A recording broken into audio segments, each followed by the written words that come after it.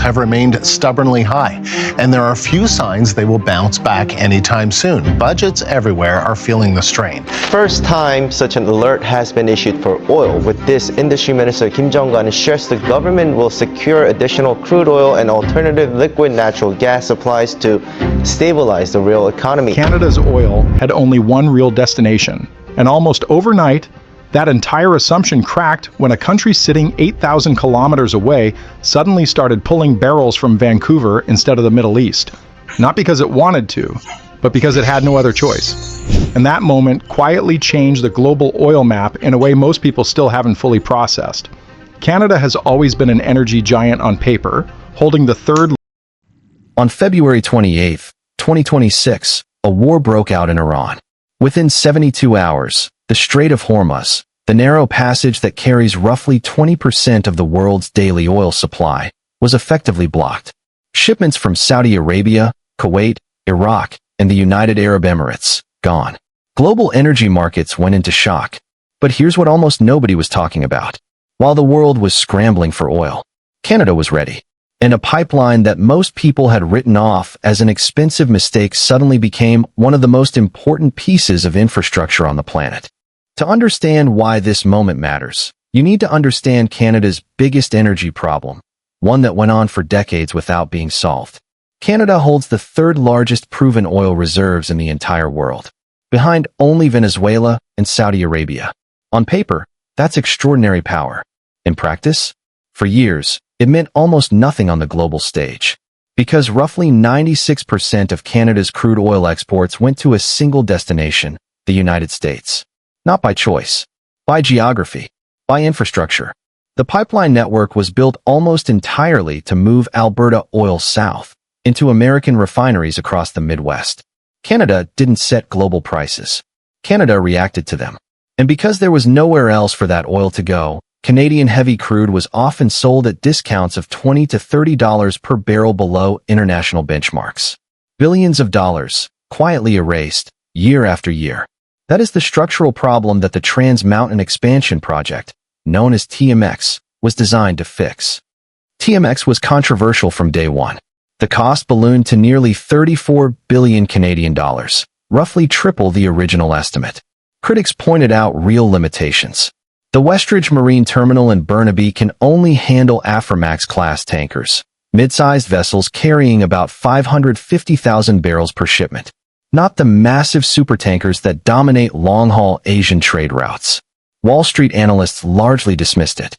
Higher shipping costs, limited scale, a pipeline that worked technically but might struggle commercially.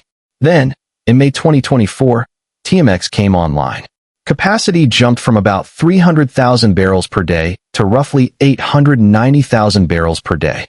And for the first time in Canadian history, Alberta Oil had direct, large-scale access to the Pacific Ocean.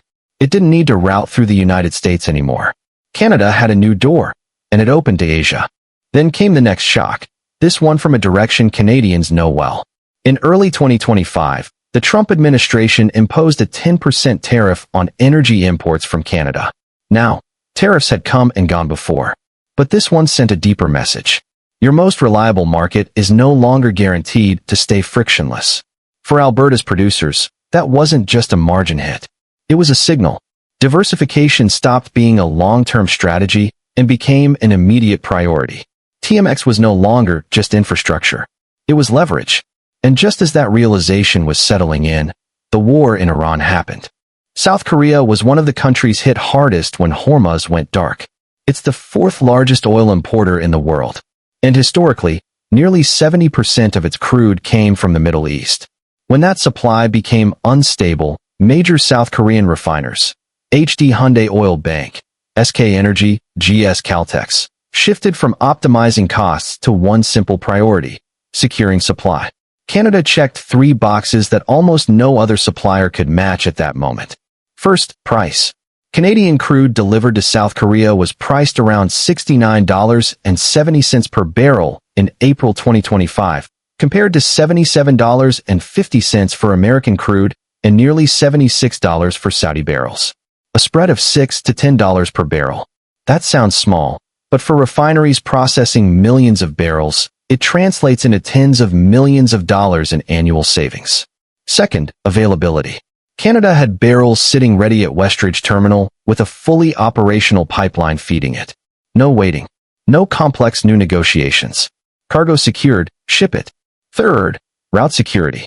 Shipments from Vancouver to South Korean ports bypass the Strait of Hormuz. They bypass the Red Sea. They bypass the Suez Canal. In a crisis environment, that stability became non-negotiable. The results were tangible. GS Caltex took a test cargo of 300,000 barrels in September 2024. HD Hyundai Oil Bank imported 548,000 barrels in April 2025 as part of a performance evaluation. SK Energy moved into longer-term contract discussions.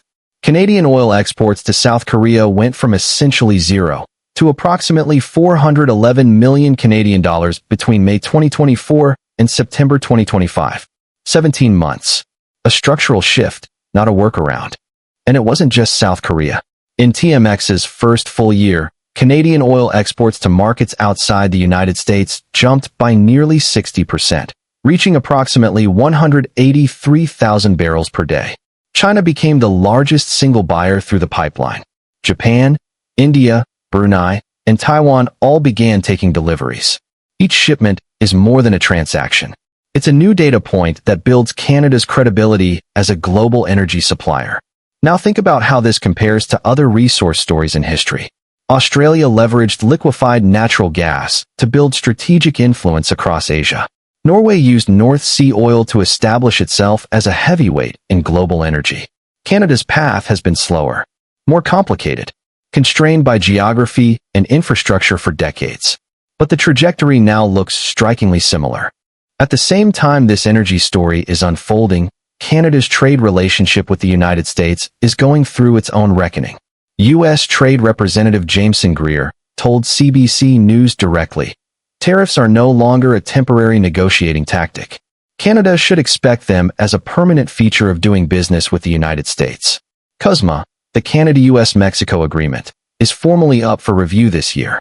All three countries must signal by July 1st whether they want to extend it, renegotiate, or walk away.